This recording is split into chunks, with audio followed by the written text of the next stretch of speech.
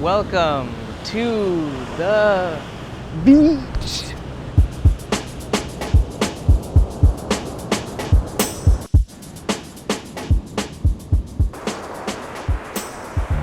Hi everybody. I'm here in La Playa Negra, here in Puerto Viejo, in Costa Rica. And as you might be able to tell, this beach has some black sand. Not exactly sure why, but I'll find out and somehow put it in this video. But I'm here just relaxing on my last stop here in Costa Rica before I actually head over to Panama, where there'll be more beach stuff, but you know, different kind of beach stuff. All right, so today I wanted to have a little bit of a talk around identity.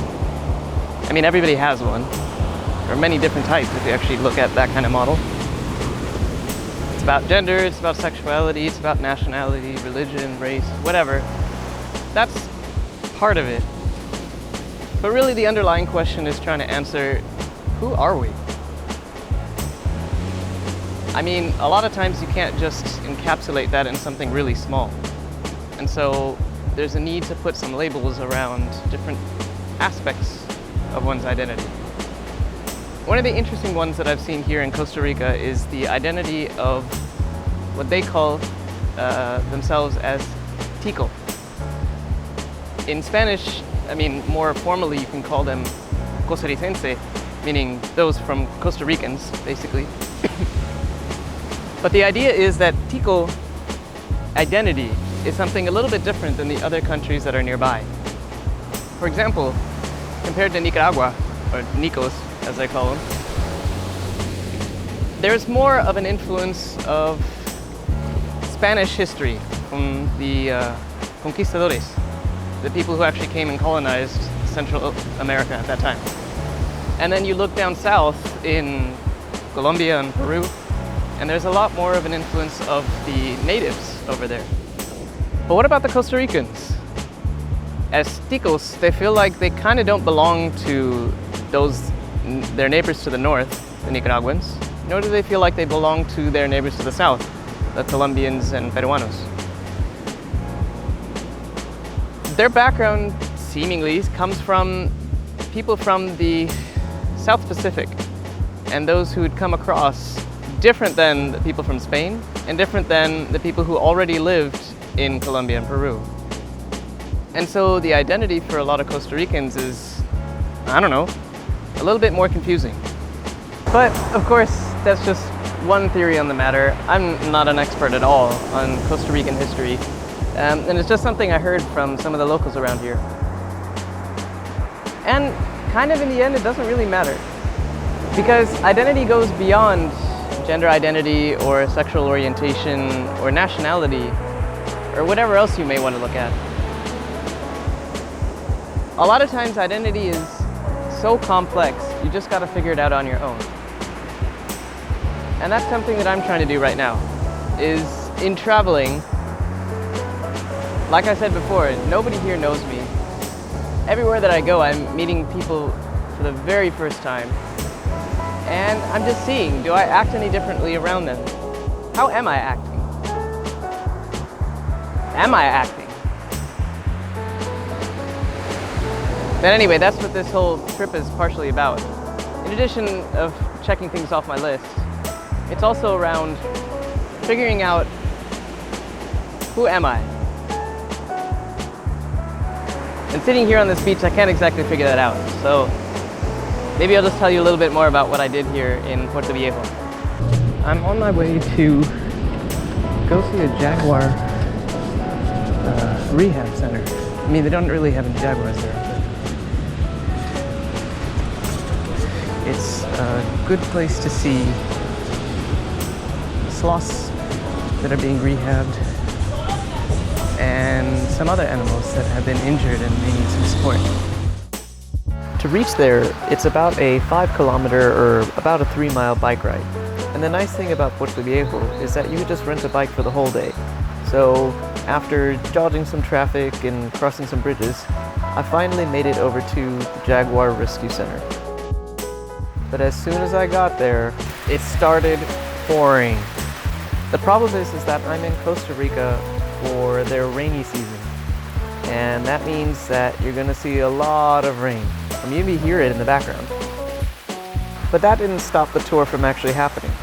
The mission of the Jaguar Rescue Center, or JRC, is to take and injured or sick animals, nurse them back to health, and release them back into the wild.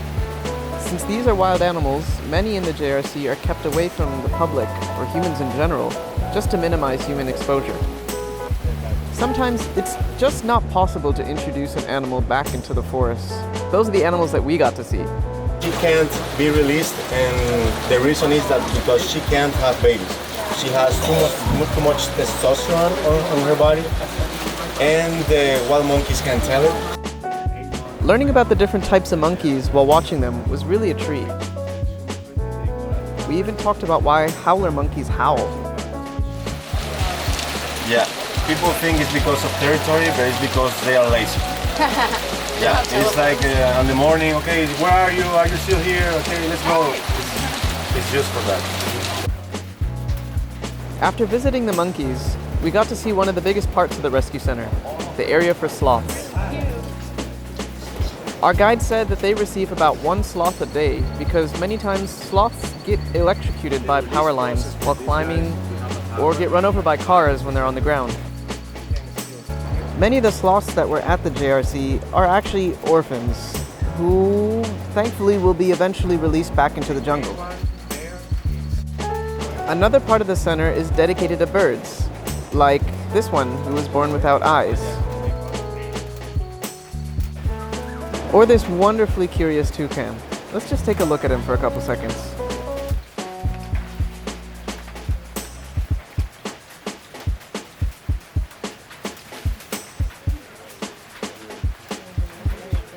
Part of the Rescue Center's mission is to educate Costa Ricans on what to do when they encounter a snake. Many times the first reaction is unfortunately to kill them, even though they play a big part in the local ecosystem. Visiting the JRC was a great experience. I suggest visiting and supporting their mission.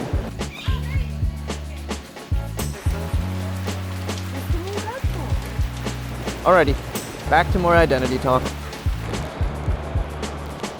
You know, I feel like identity is one of those things that people tend to just accept what they're given or what they've been told when they were younger, and they don't really tend to push on it or go any further. So a lot of times people's concepts of identity is really simple. It's, okay, I was born in this place, or I come from this ethnicity, or my parents had this religion, or whatever. But it never really goes any further than that. But like I've said before, identity is quite complex, and it requires something a little bit more than just the sort of simple adjectives we might use to describe ourselves. Identity is probably one of the hardest things to talk about because it's so deeply personal. I mean, there are certain parts of my life that I don't really feel comfortable sharing, especially on something like this. And I guess I'm trying to say, does identity even stay the same? I'm kind of saying it doesn't matter, but at the same time I'm saying it's really personal. And some things do stay the same, but it feels like some things do change about identity. I don't know, I guess it's really complicated. And I think it's something that I'm going to continue to explore throughout this entire trip, especially with certain aspects of who I feel I am. And it's something that I hope to bring you guys along with whenever it makes sense. Well, that's all for today's beaches work. Join me next time when I'm in Panama with more beaches.